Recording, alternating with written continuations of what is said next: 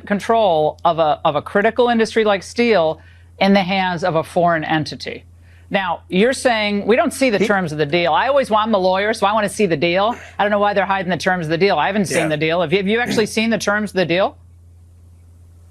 No, I have seen where CFIUS is on it and how those national security concerns can be mitigated. And I also know that the president has reviewed it, as has, I believe, Scott Bessent, Howard Lutnick, and others. But it's still being structured, Laura. Well, and so it needs to be highly satisfactory. Right, Congressman, yeah, but it's. I don't mean to be.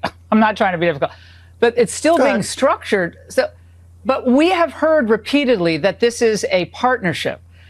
On the U.S. Steel website, it says it's a good thing, basically, I'm paraphrasing, that we are being acquired by Nippon. Are you saying tonight that they're not being acquired by Nippon? Because that's what it says on the U.S. Steel website.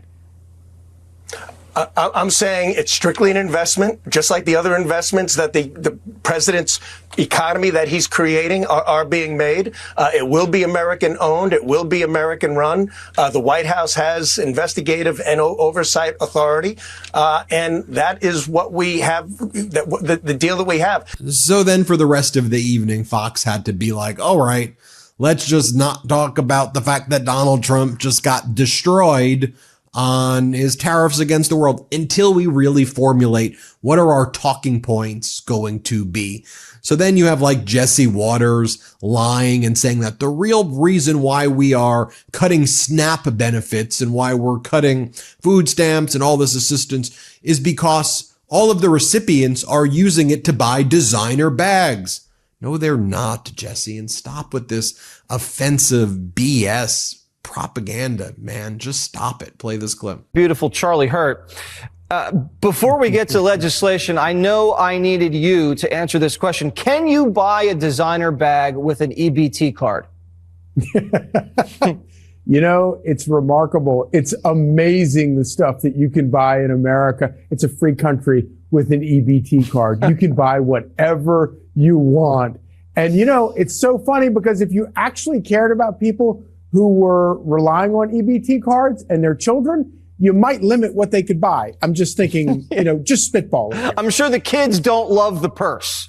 I'm sure the kids might want something else besides the purse. Probably anything but the purse. How about the count? And then Jesse Waters has to go kind of extra deranged and weird. And then he starts talking about, you know, if you're rocking a spread collar, Trump is going to take you to Brooks Brothers. Yeah, because that's what most American people don't even know what the hell you're even talking about. Jesse Waters, play this clip.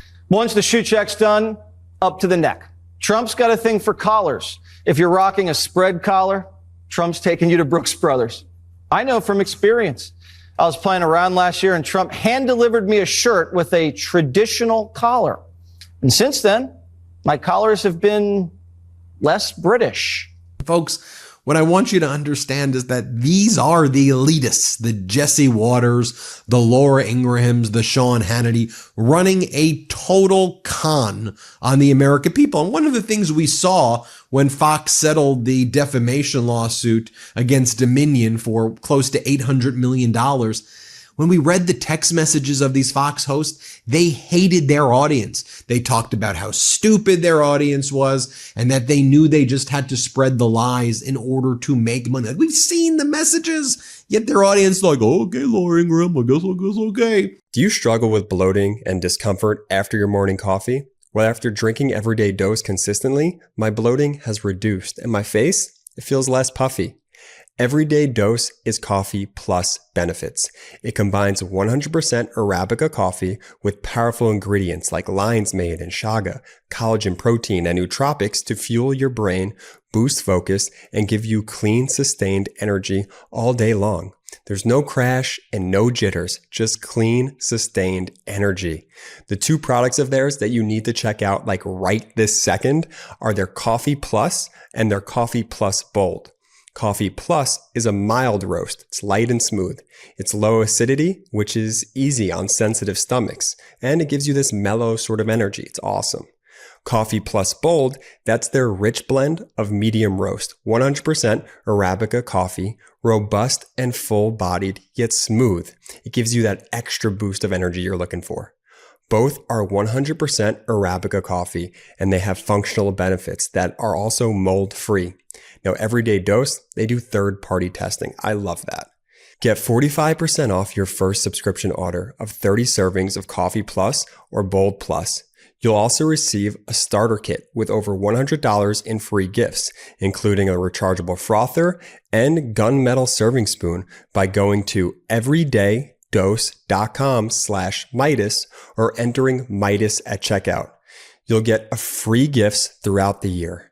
That's everydaydose.com/Midas for 45% off your first order. One of the things they were talking about on Fox throughout the day as well was Melania Trump spokesperson shuts down, quote, completely false theory that Donald Trump is attacking Harvard because Trump couldn't get into Harvard and that Barron applied to Harvard but couldn't get in. She shut it down, as our editor-in-chief Ron Filipkowski says sarcastically.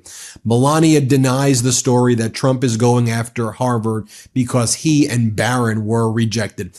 They ran this. This is why I call them state regime media, because they literally just launder the regime stuff. Like, what are you even talking about? Barron did not apply to Harvard. First Lady Melania Trump quashes the conspiracy theory about her son. I like that they say that that's the conspiracy theory and not all of the conspiracy theories that they launder in every day. It actually impacts the American people. Like now, because of their deranged and unhinged conspiracy theories, you have the FDA preventing healthy people under the age of 65 from getting the COVID vaccine. You have all of their deranged election conspiracies, but I'm sure Fox is quashing the conspiracy that Barron applied to Harvard. That is so ridiculous. So then they bring on Transportation Secretary Sean Duffy, who got famous from being on the Real World reality show and the Real World Road Rules Challenge. And then you have Sean Duffy like whining and complaining about the things that are quite literally his job. You're the transportation secretary. If you don't like the way public transportation looks, fix it. The world-class cities in the world have good public transportation systems. As Brandon Friedman says, that's why they're world-class cities. But these MAGAs are just a bunch of whiners. Oh, the liberals talk about public transportation and the climate all of the time. Here, play this clip. Question. Yes. And by the way, listen, if you're a liberal, Larry, they want you to take public transportation. I'm okay with public transportation. We have a whole department here for it. The problem is that it's dirty. You have criminals, it's homeless shelters, it's insane asylums, and it's a work ground for the criminal element of the city to prey upon the good people. So if you want people to ride a subway, make it clean, make it safe. It's very, very simple. But these liberals, I don't know, Larry, maybe you figured them out. I don't get it. They don't think through this stuff, and they come up with stupid policy. Well, they don't invite me to their dinner parties anymore in New York. I mean, so I just have to, deal with that. They never invited me, Larry. Mr. Secretary, another point. And then like just straight up authoritarianism, straight up central planning. You have Linda McMahon.